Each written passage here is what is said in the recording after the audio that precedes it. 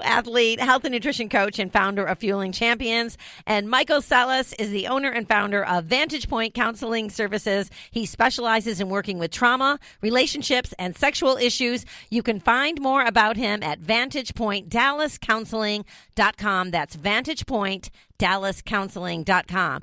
Okay, recovery after an affair. Let's start with this. How important is trust and commitment in a relationship?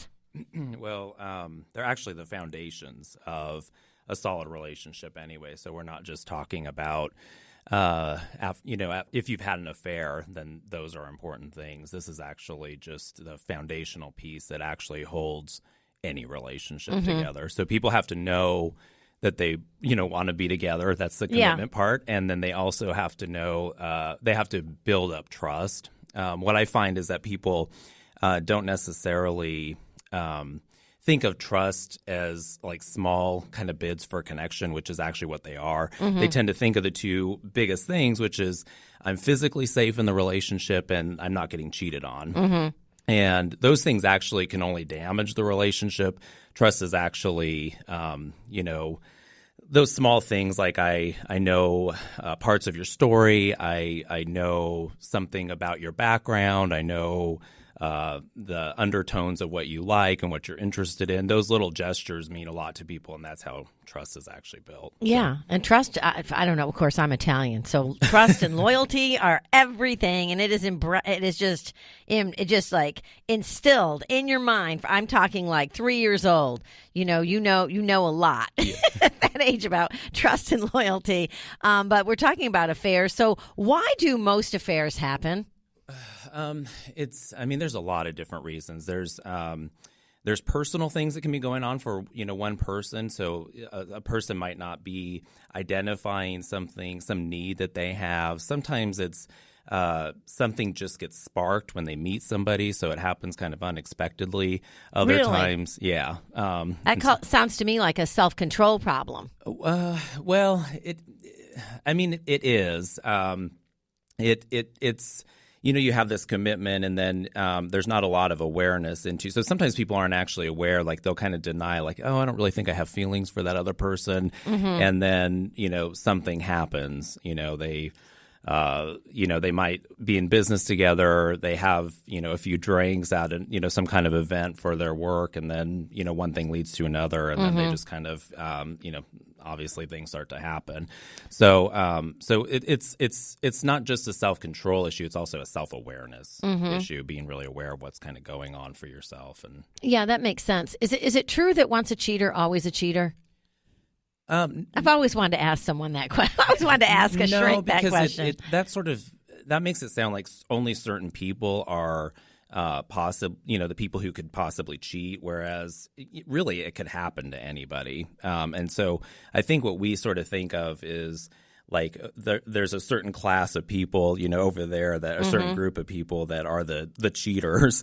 And the truth is that anybody, all of us can get pretty stupid, honestly, when it comes to, being really attracted to somebody or, being. Okay. So you say something. Okay. So, I've been in love before, and when I am in love, there's not another guy that could ever turn my head. So I don't understand that. To me, if you truly love someone and you're committed to them, you can't even, you just can't even it just doesn't happen. Well, it's that difference between love and infatuation, though. So what I find is that when people they've been in a relationship for a long time, a lot of times they'll deny that they could ever be attracted to anybody else, or they'll deny that they ever could have any kind of feeling for anybody else. And I think that actually gets people into more trouble because all of a sudden there's this lack of awareness, and then there's this huge spark, and they're still denying it. And then, like I said, in a situation where one thing leads to another, then stuff can happen. And so. Yeah, well, I'm not saying, but for me personally, I'm not saying that. I'm very open about if somebody's hot, like Aaron Rodgers, for example. If you're watching a Green Bay game like I was last night, right? No, Jill, I'm looking at Jill. I think every man and woman has feelings like that. Yes, yeah. Yeah, no, I think what you said something earlier, which really grabbed my attention, which was, I think where I can see the door starting to open is when those small bids for connection, that, to use your terminology, which I love, when someone feels like there's some disconnect potentially happening with their mate or their spouse, those bids might get filled by a colleague or a coworker or something, then all of a sudden the tide starts to shift, or that need gets filled by quote unquote somebody else. And then there's almost like this tidal wave of things that start to happen that you might feel like you go back to what you said, Burnett, don't have control over. I just find that interesting. I'm like playing that in my head, like, okay, I could see, if people aren't aware that they go down that path. Yeah, one of the things when we're working with people that they have to kind of contend with is, I'm not really in love with my partner or my spouse anymore.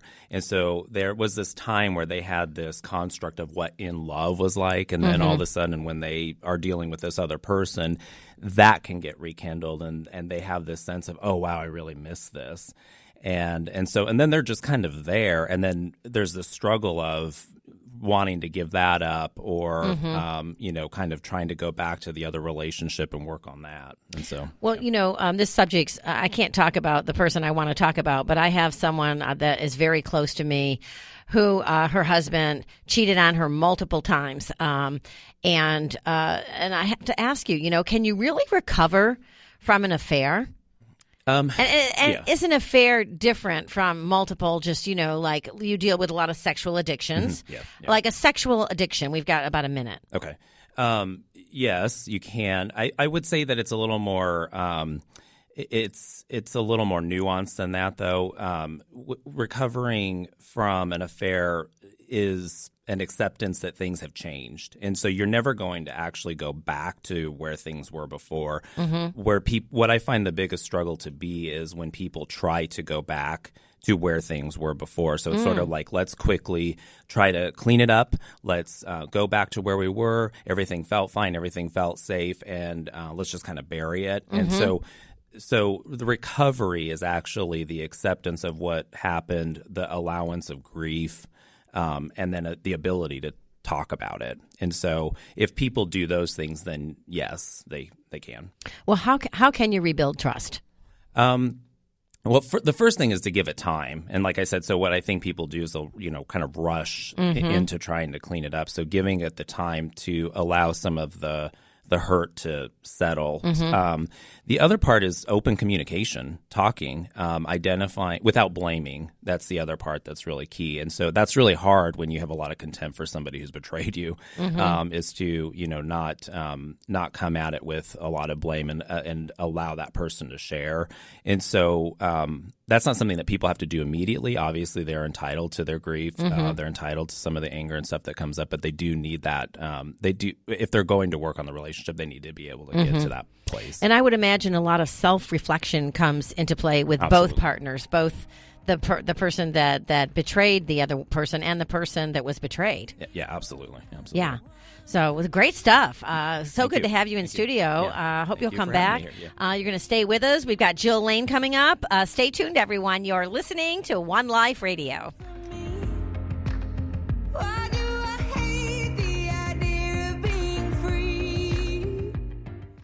Hey, this is Sean Wells of the International Society of Sports Nutrition. One Life Radio is proud to partner with the ISSN. The ISSN is the world's leading scientific organization dedicated to the science of supplements and sports nutrition. For their latest conferences and events, go to the ISSN.org. That's the ISSN.org. Hi, everyone. This is Bernadette. Do you know why I love Paleo Magazine? Paleo Magazine was founded with the purpose of providing readers with the information they need to live strong, vibrant, healthy lives. They are dedicated to partnering with leaders in the paleo community to spread the knowledge of ancestral health principles without the influence of big pharma or big agriculture.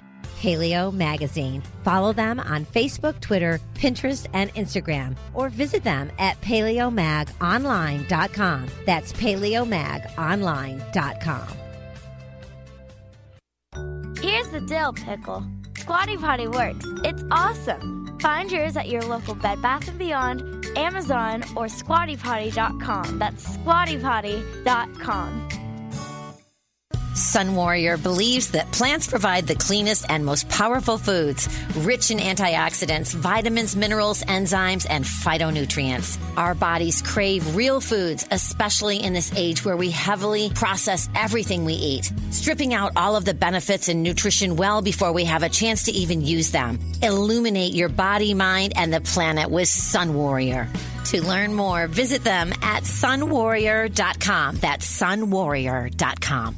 Hi, I'm Bob Barker. This is my friend Benny. Before you buy cosmetics, personal care, or household products, you be sure they have not been tested on animals.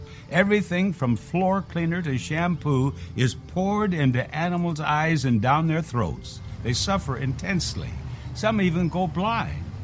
The price is never right for products tested on animals. Visit PETA.org for a list of cruelty-free companies. Wellbeing Journal is a remarkable bi-monthly health publication esteemed by intelligent readers worldwide. It's available in print or digital, single issues or subscription. Its focus is on living a happy, healthy life and preventing or healing illnesses naturally. Preventing or healing cancer, arthritis, cardiovascular conditions, and digestive issues, as well as nutritional solutions for optimal health are regular subjects. Learn more at wellbeingjournal.com.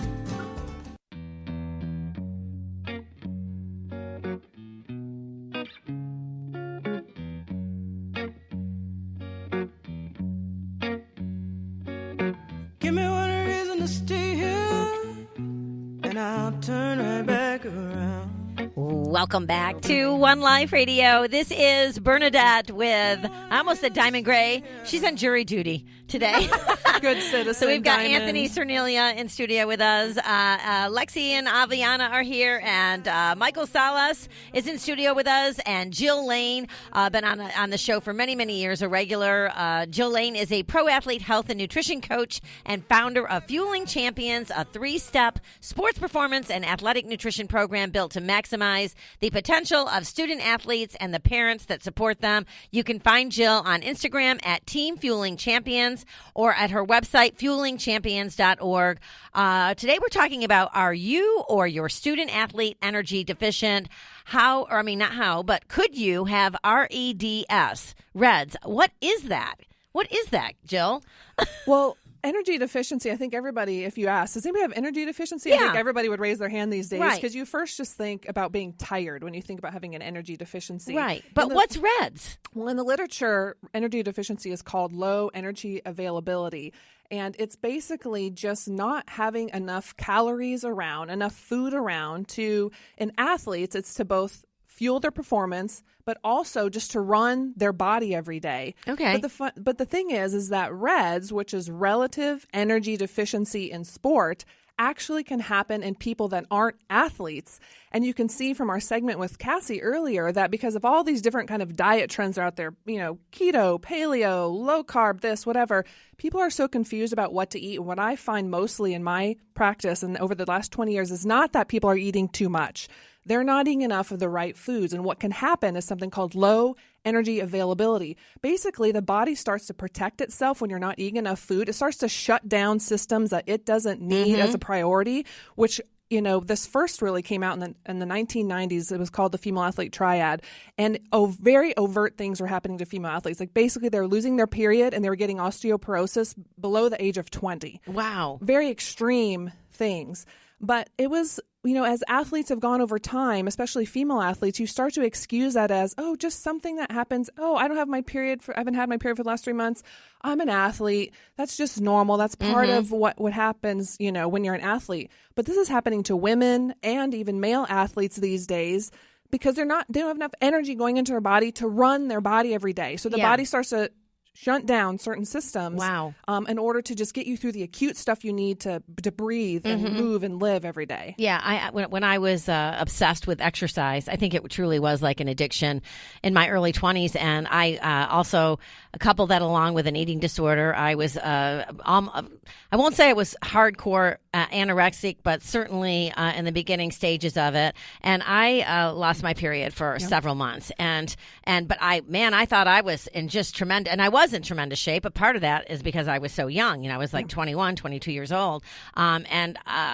it's just it can impact your body and your mind too. Absolutely. Because my mind was screwed up too. That's when I started to have really bad anxiety as well. Yeah, listen to this. So this is from an amazing study that was done in